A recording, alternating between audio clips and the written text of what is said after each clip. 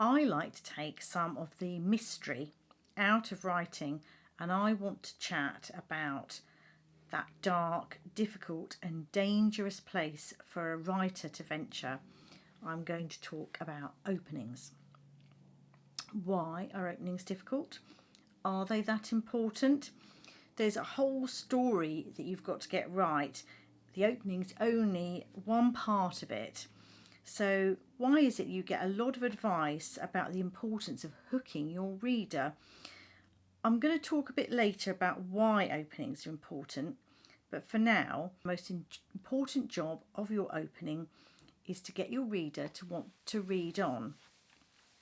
At the start, your readers don't know anything about your story, all the exciting things you've got lined up, all the brilliant and colourful characters, the plot twists. You know all of that's to come, but your readers, they don't. You don't want to tell them also everything at once, because that might overwhelm and even confuse your reader and give them too much they're going to try and remember.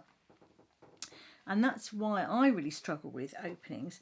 I write crime fiction set in a fantasy world, and I want people to know about the world, and I want them to know there's a mystery to come, and it's actually a really tricky juggling act what to put in.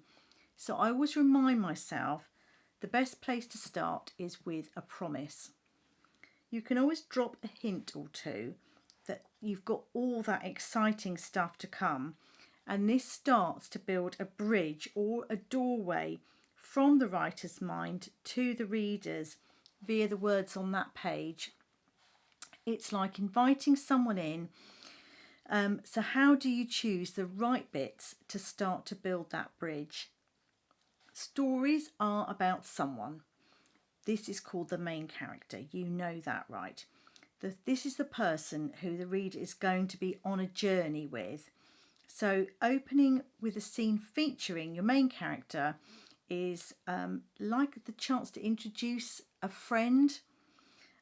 This is never a bad place to start, and you might introduce a friend by saying something about them that shows them the sort of person they are, maybe why you like them. So a story opening can be just that. Show your main character in a scene that sets up the sort of person they are, something that means your reader wants to spend time with them. Story basically comes from a main character having to face something challenging. They are often because your main character wants something, and perhaps they want something to change about their life, or maybe they're forced into tackling something. The story is probably going to be about the obstacles that your character is going to face in their path and how they overcome the setbacks in order to win through in the end. This is the essence of many stories. So maybe open somewhere that might make your reader want to cheer for your main character, your protagonist, and care about what's going to happen.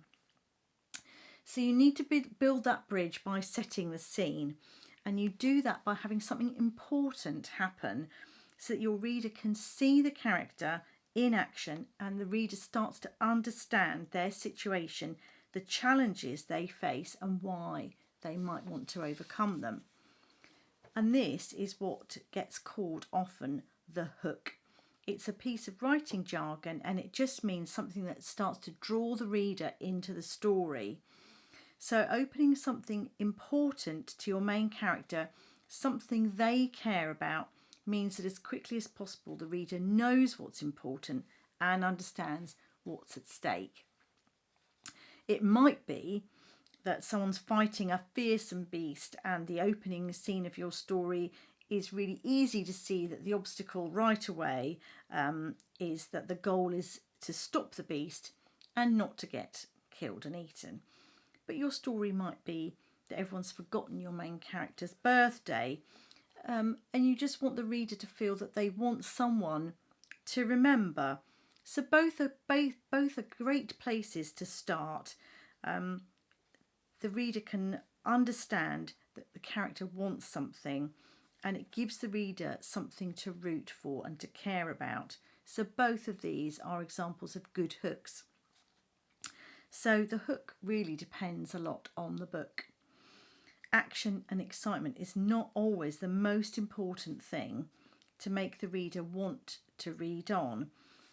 If you like to write funny books, it's not a bad idea in your opening to have something funny happen.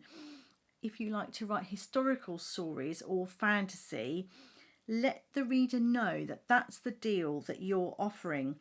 This can be called setting the tone, and sometimes it's called the voice, which is another piece of writing jargon, but it's all part of this bridge that you're trying to build, which draws the reader in and entices them to join you on the journey. Do you need a memorable first line? So many books start with a really memorable first line, and that's brilliant. If you're brilliant at first lines, then that's great. But if I had stared at a blank screen while I waited for the perfect line to arrive, I would never have got on and written more than 3 books. So like a lot of my advice about writing, I feel the important thing is to start and not worry about whether you've got it right. Skip trying to be brilliant. This is what I always tell myself. It's too hard. Instead of thinking, I want to write an opening that makes my reader think this is the best book they've ever read, I aim more for something like a reader thinking, I might give this a chance. And I find this is much more likely to actually get me started and give me a chance to get into the story. So I said I would talk a little bit about the reasons why it's worth putting all that effort into getting good at openings and thinking about them hard and not leaving it too long to get into your story. And I think this is why a lot of writers go through a bit of an agony about openings. And this is because of the business side of writing if you want to get published. If you want to get published, the way you generally go about it is that you send your opening, just the first 3 chapters or so, to an agent or publisher to start with, and this is all they're going to see of your story, this amazing whole story that you've written, and they are going to be judging you on just that piece of writing to start with. And this probably sounds really harsh because you know all that great stuff that they're not going to get to read, but it's pretty fair, because who wants to read 100 pages or more just to get to the good bit, the bit where you really start to care what's going to happen? So I've even heard more than one person in publishing say they can tell if the book, they're going to like it, whether they're going to enjoy it from the very first page. So yes, I think there is a bit of pressure on openings. So what other tips am I going to give you? So I think it's just to say again, I rewrite a lot, particularly my openings. You're definitely going to want to go back and change things.